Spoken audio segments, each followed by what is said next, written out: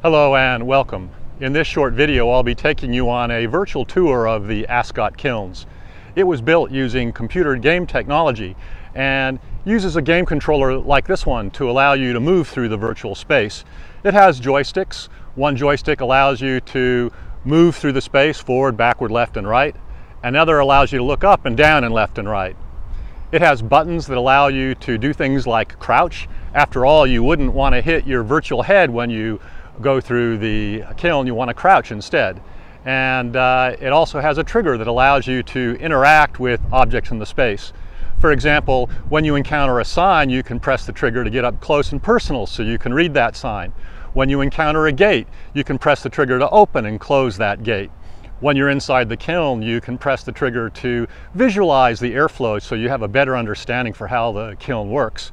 And at the viewing platform, you can see some hypothetical ideas for potential development in the areas that adjoin the kiln precinct with respect to building height and other things that impact the overall look and feel of that site. So let's go ahead and have a look.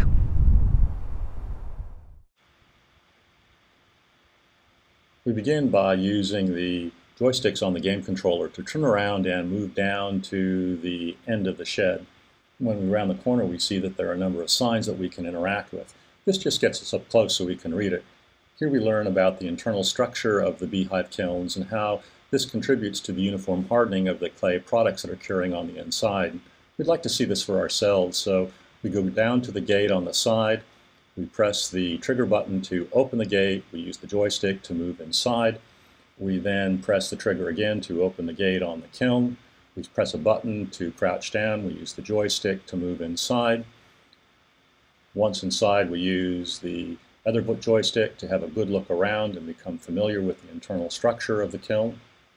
We then press the trigger to interact with the kiln, where we see the airflow, where the air flows through the oculus at the top, but also through the openings on the side and over the top of the bag wall, ultimately down through the perforated floor and the subterranean plumbing that connects it with the external chimney stack.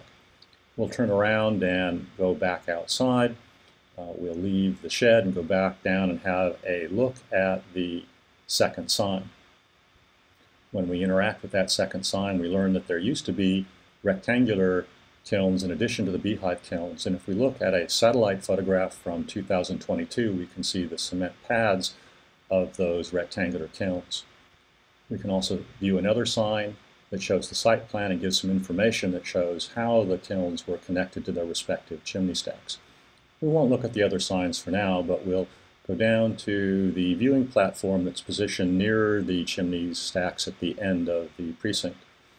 The viewing platform enables us to visualize what hypothetical building developments might look like for buildings of various sizes. So we get down to the viewing platform. Once on the viewing platform, we'll go ahead and adjust our vantage point. We'll press the trigger on the game controller to grow the size of the buildings, and then release the trigger to shrink those buildings back to their original heights. We then use the joystick to turn back around. Where we see the kiln shed, we'll move back towards the shed.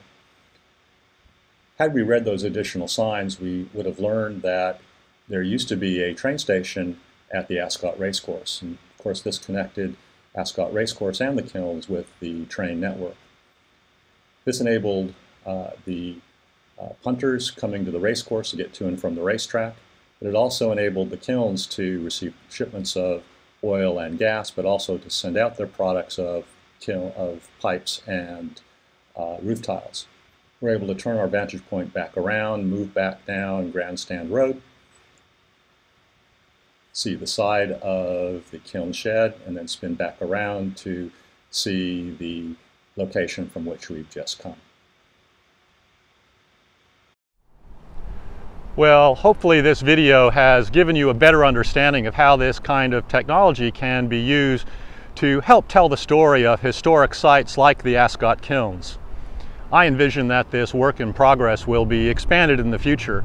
For example, it might include visualizations of the working factory from back in the day. We also might use it to start a conversation about how we might develop this as public open space to preserve our local history and culture and to complement the planned public open space plan for Perry Fields as part of the Belmont Trust that will be used for recreational purposes. There's lots we can do, and let's start the conversation.